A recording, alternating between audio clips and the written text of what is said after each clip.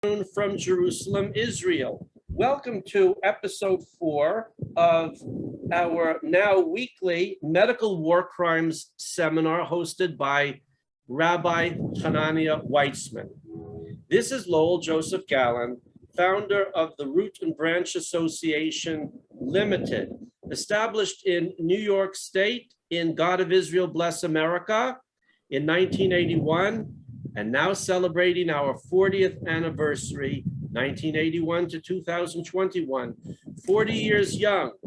We welcome our visitors, our viewers and listeners worldwide, and our live Zoom studio audience to today's episode in our Root and Branch Association English Language Conference and Lecture Series. Established in Jerusalem, Israel in January 1995, and now celebrating the conclusion of our first quarter century from 1995 to 2020, and the start of our second quarter century, 26 years young. We are broadcasting from the land of Israel, city of God, Jerusalem, hill of the priests, Givat Hanania, Abu Tur, overlooking Mount Moriah, where we believe that the third and final Israelite temple of Jerusalem will soon be under reconstruction and stand forever, as per the prophet Ezekiel. Please see the biblical book of Ezekiel, chapters 40 through 48. Today is Wednesday, August 18, 2021 in the Gregorian calendar, and it is the 10th of the Elul 5781 in the Hebrew Israelite calendar. That is the 11th month. In 3 weeks, we have Rosh Hashanah, the Shemitah year. And now, without further ado, I'm handing this over to Rabbi Weitzman, who will begin the program. Okay, thank you, Lowell. Welcome to everybody who's joining us. I'm calling this shiur a booster shot of Bitachon because it seems from the emails I get, the people that I correspond with, that a lot of people on our side who are awake and do have a good understanding of what's going on and do generally have a strong bitachon, they're starting to waver a little bit. They're being overtaken with fear and concern about the future. They see that the tyrants and the monsters in power are tightening their grip on us, and they're worried about the future. And it's natural and it's normal to have these concerns, but we need a booster shot of bitachon, and hopefully this year will help people sort of recalibrate and refocus on what the truth really is. So just a few basics about bitachon.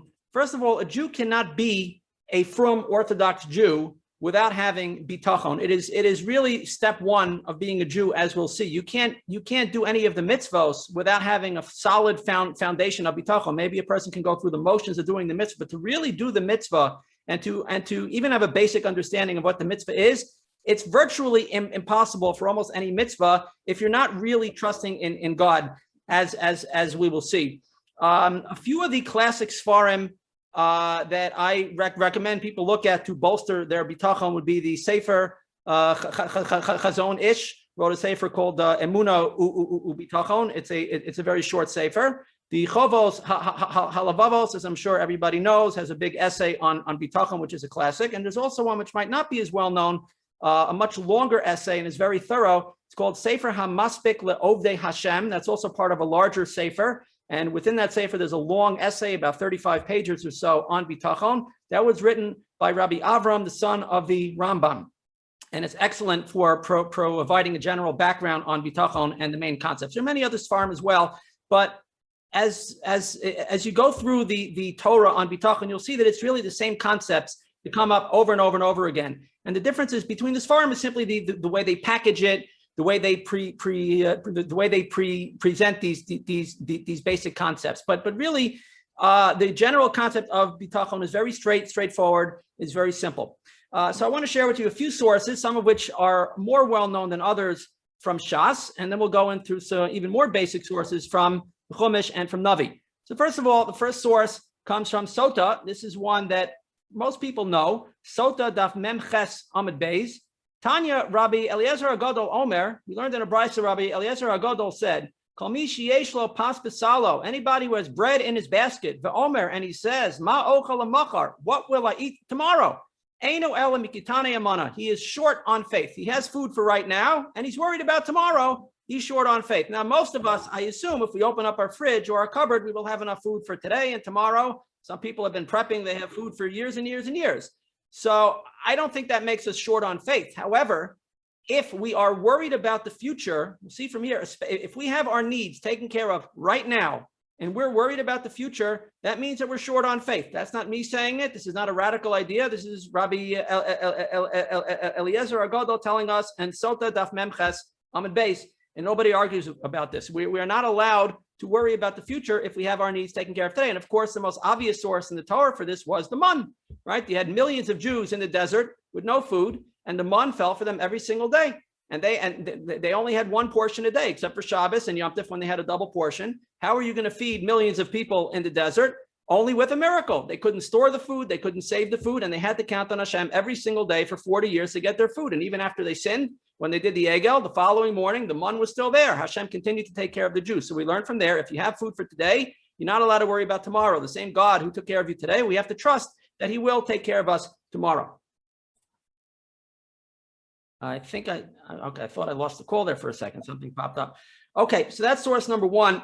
Source number two is probably less well known. Comes from Kiddushin Daf Chaf Dalid Amid Beis.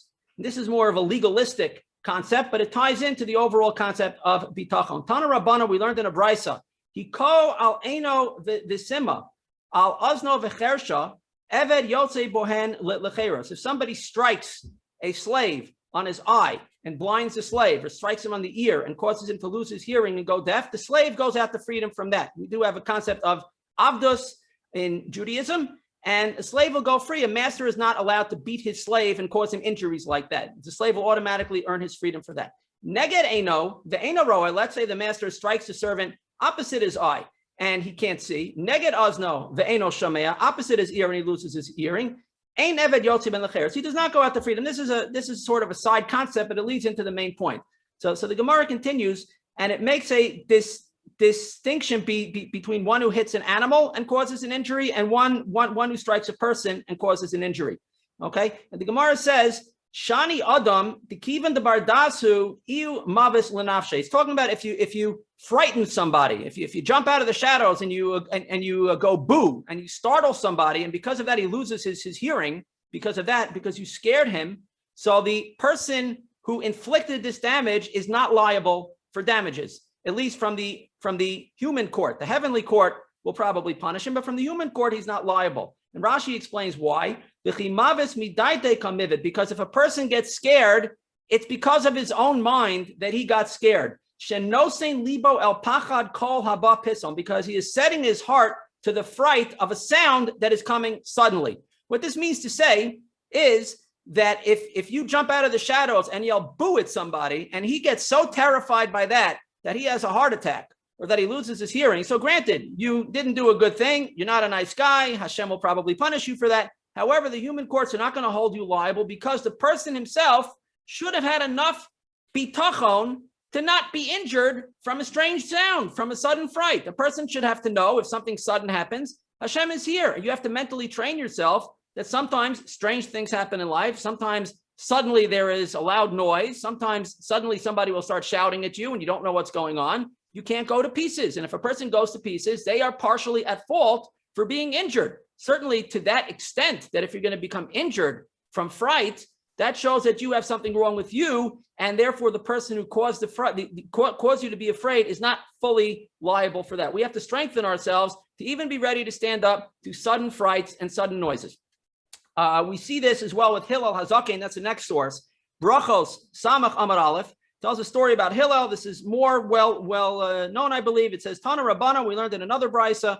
Ma'aseh beHillel Hazaken Shayabah b'derech. The story happened with Hillel Hazaken. He was going on the road.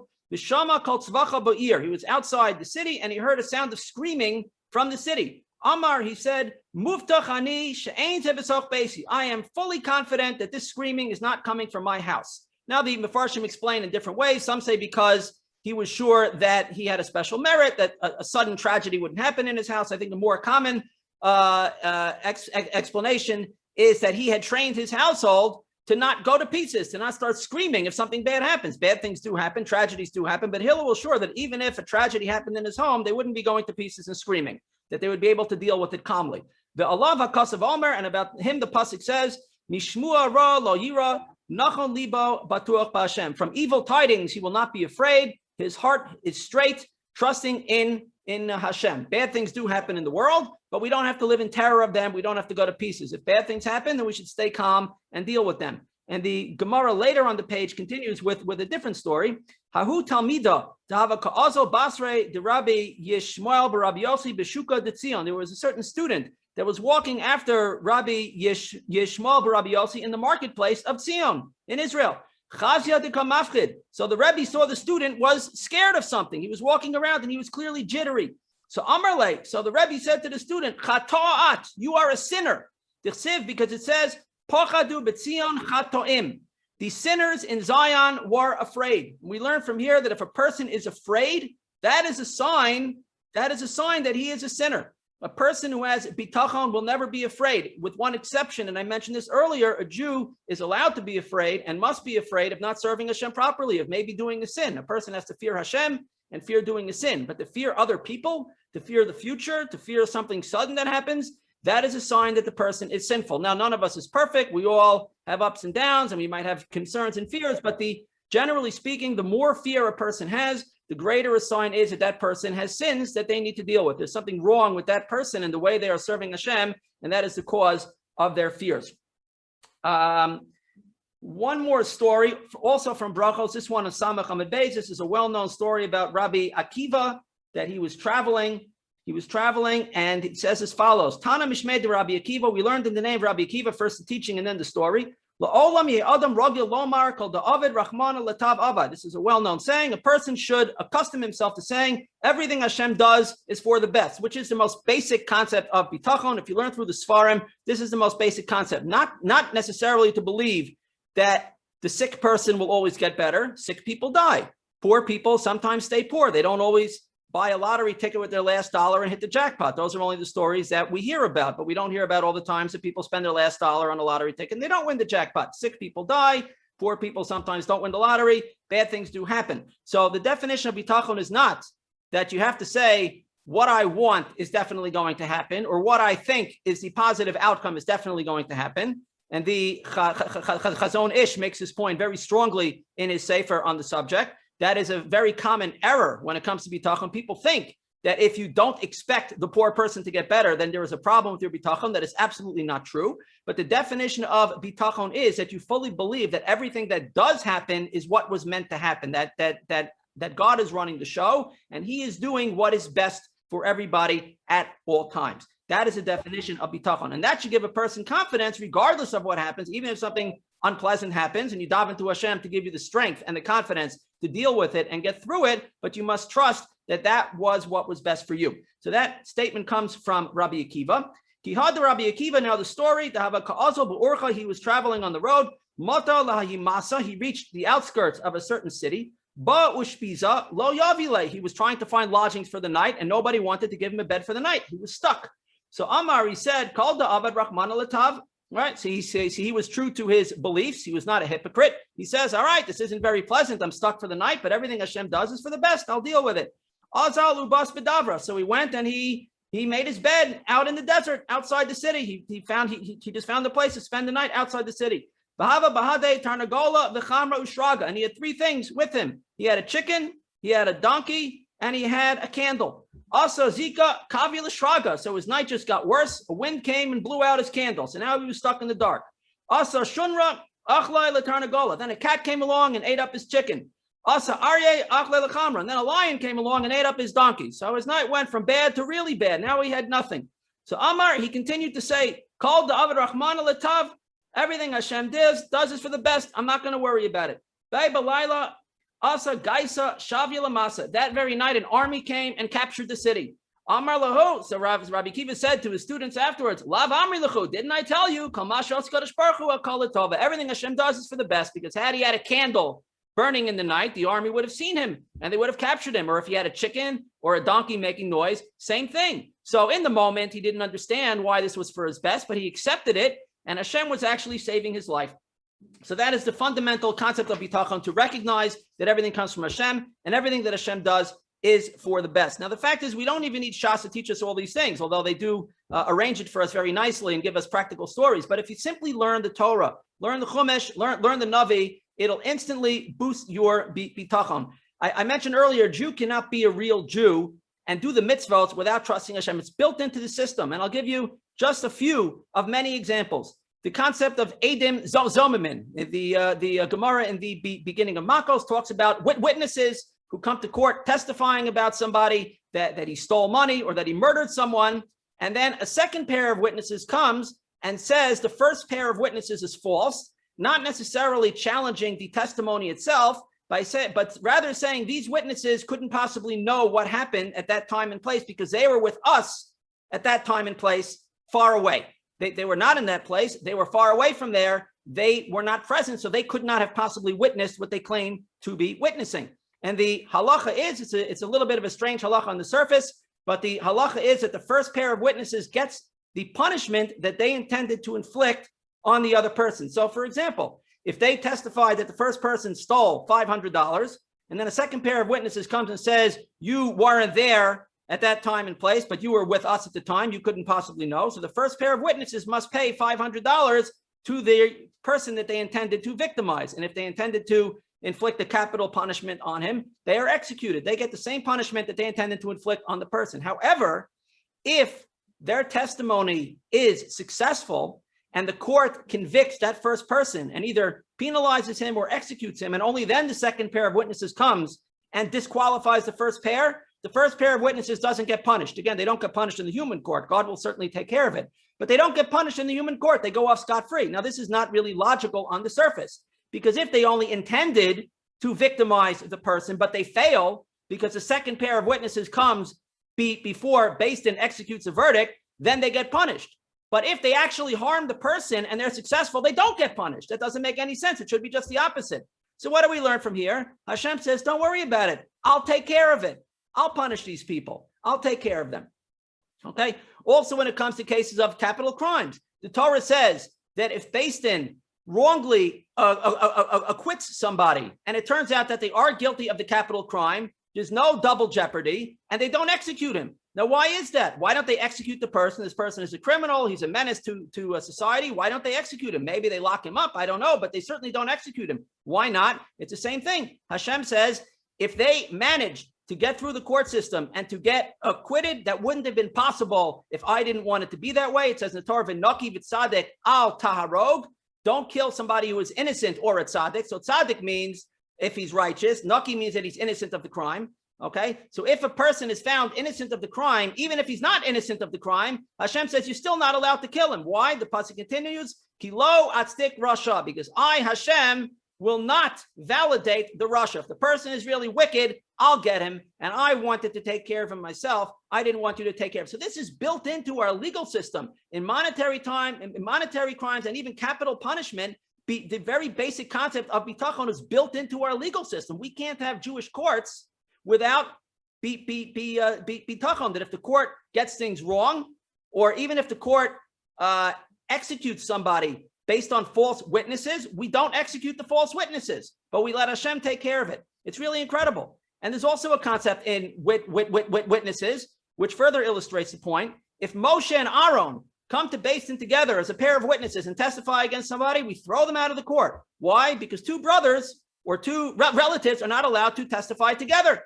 That's basically a chok in the Torah. It has nothing to do with trust, because who would we trust more than Moshe and Aaron? But because they happen to be brothers, we throw out their testimony. And if they happen to be the only witnesses, so we're stuck and we can't judge the case. Why? Well, again, we have bitachon that if the court is legally constrained from doing something because of the laws that God made, the proper judgment will still take effect. God will take care of it.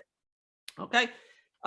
Next mitzvah, the mitzvah of Shabbos, right? What Jew would work on Shabbos for $1 million, right? We know in the olden days, when the Jews first came to the U.S. and it was very hard for them to find a job. There were many, many Jews who would have to find a job every single week, right? The boss would tell them, if you're not coming to work on Saturday, don't bother showing up on Sunday.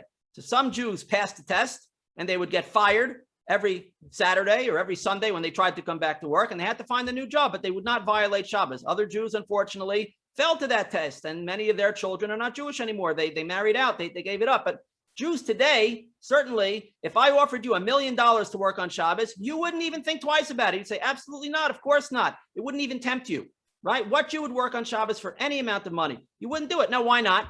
Because we trust that the amount of money that we're meant to earn, we'll earn in 6 days. We don't need that 7th day to earn the money. The Torah teaches us, again, from the story of the mun, that the Jews got a week's worth of mun every single week. They happen to gather Shabbos' portion on Friday. If a Jew doesn't work on Shabbos, it is a free day off. He won't earn an extra penny for working on Shabbos. It'll actually be a curse against him for working on Shabbos. If you work 6 days, God pays you for the full 7 days. You don't have to work on Shabbos. We know this. So the very concept of bitachon is built into Shabbos. It's the same thing with Shemitah, which is an even harder test. Shemitah is essentially Shabbos for an entire year. Think of a farmer, right? This is coming up in only a matter of weeks. Farmers are going to stop working their fields for an entire year. They're going to give up a year of livelihood. How could they possibly do that if they don't trust in Hashem that he'll take care of it? In fact, the farmers who keep Shemitah, that is in fact a sign of blessing. A Jew who keeps Shabbos earns just as much money or more money than the Jews who don't. We don't have a pattern in history where the Jews who don't keep Shabbos are earning more money than the Jews who do. That would be a very simple test to see. Go study the Jews who keep Shabbos and the Jews who don't keep Shabbos and see if the ones who are working on Shabbos are earning 1/6 or 1/7 more money. They aren't, right? God makes a promise. If you keep my mitzvahs, I will take care of you. So it's built into Shabbos. It's built into Shemitah. It's built into the Torah. I'll give you one final example from the Torah, and this is really astounding. The mitzvah of Ole Regel, right? Pretty soon we're going to have a Beis HaMikdash again, and all the Jews are going to go to the Beis HaMikdash 3 times a year, minimum, Pesach, Shavuos, and Sukkot. They're going to leave their homes from all across Israel. They're going to empty out the cities and all go to the Beis HaMikdash. Well, what do you think our enemies are going to be doing when they know on schedule 3 times a year, the Jews are going to empty out their cities, including their border cities, and certainly the men of fighting age are going to be at the Beis HaMikdash. Well, they could simply walk into Israel and take over the cities without a fight. And this happens 3 times a year. They just empty out all the cities and they're concentrated in one small area. Drop one bomb over there, take over the whole country. But Hashem promises us. Hashem promises the Jews, if they're Ola Regel, the Goyim are not even going to want our land. They will give up on fighting us. Hashem owns people's minds. Hashem controls how people feel and think, and he will strike terror into the hearts of the Goyim that they will know that our cities are going to be empty and they won't dare set foot in Israel to attack us. So again, you can't be Ola Regel without accepting the concept of bitachon. These are basic mitzvahs that everybody knows, and if you think about it, you realize that every mitzvah in the Torah is full of bitachon. How do we fight our wars? Well, I would think if you want to win a war, then you want to have the largest and best trained army possible. The Torah says just the opposite. What are the laws of fighting a war? We just read about it in last week's parsha at the end of Parsha Shoftim, right? When the Jews line up and they're getting ready to wage a battle, so they have a special Kohen Gadol who is anointed for this purpose to be like the field general and give a pep talk to the Jews, and he starts sending people home. What does he do? He sends people home. Anybody who just got married recently, send them home. Go enjoy being with your new wife. We don't want you fighting. Anybody who just built a house and didn't live in it for a year, go home and go enjoy living in your new house. Anybody who planted a vineyard and the vineyard is brand new, go home and go make some wine and go enjoy yourself. Well, what if these happen to be the best soldiers, right? The Kohen Gadol says, go home. We don't want you fighting because you are busy starting a new chapter in your life. We don't want you fighting. We don't want you to risk your life. Your new wife shouldn't be a widow all of a sudden. Your new house shouldn't be occupied by a different person if God forbid something happens to you. So go home and start this new chapter in your life. Now, the fact is, anybody who wants to get out of fighting can purposely plant a vineyard or build a new house or get married, and then he'll automatically be putter from the army. The Torah doesn't worry about that. People don't want to fight, then they have an easy way to wiggle out of it. If these happen to be the best soldiers, so be it. It doesn't matter. We don't win our wars because we have the biggest, strongest armies. We dafka win the wars when we don't have the biggest, strongest army, because that's the perfect opportunity for Hashem to demonstrate that he's fighting the war for us.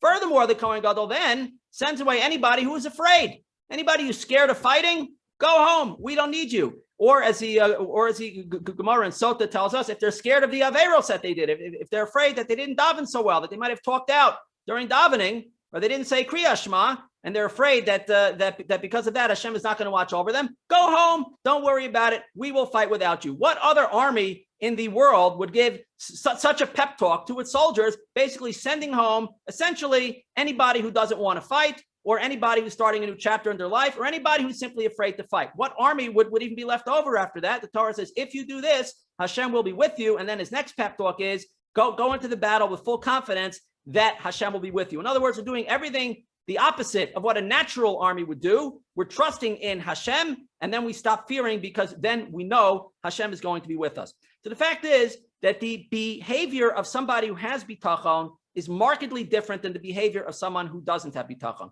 Unfortunately, this concept is really messed up today. Many people claim that we have to do everything possible within our power to accomplish what we want to accomplish, even going to very dangerous extremes, okay, in order to accomplish what we want. For example, injecting ourselves with something that we shouldn't be injecting ourselves with because maybe it slightly lowers our chances of getting an illness, right? We have to do very dangerous and extreme things for the sake of accomplishing a goal. And then afterwards, we trust in Hashem to make it work out. That is not what bitachon is. Bitachon means sometimes we do a little bit less. It doesn't mean that we don't try at all. Of course, there's a careful balance between how much effort we put into accomplishing our goals and how much we leave to Hashem. That's a deeper subject, and maybe I'll go into it at a different time if people want. But the bottom line is that there is some effort that we have to put in. That is not because we believe for a moment that if we achieve what we want, it is because of our effort. It is never because of our effort.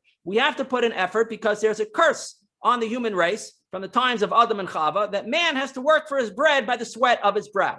It didn't have to be that way. It wasn't always that way. It should be. God puts human beings in the world. He makes food for the people very easily. But because the human race was cursed, we have a gzeira that we have to work. We have to put in some amount of effort. Some people have to work harder than others, but everybody has to do something. And it's not just for our food, but most things that we want to accomplish in life, we have to put in effort. If we are successful, it's not because of the effort. We're simply checking off a box on a checklist of things that we have to do, that we have a chiyuv, we are obligated to do some work. That's it. But if we are successful, it's not because of the work, it's only because Hashem blessed us. Therefore, we don't have to work to the maximum. We don't have to push ourselves to the extreme. We don't have to work 18 hours a day and not spend any time with our family and not eat properly and sleep properly and exercise and learn Torah and daven and live a normal life because we're trying to squeeze out every last penny and climb that corporate ladder. We don't have to work that hard, and we shouldn't work that hard. A person should work a normal, balanced way and then trust in Hashem that he will earn the same amount of money anyway. So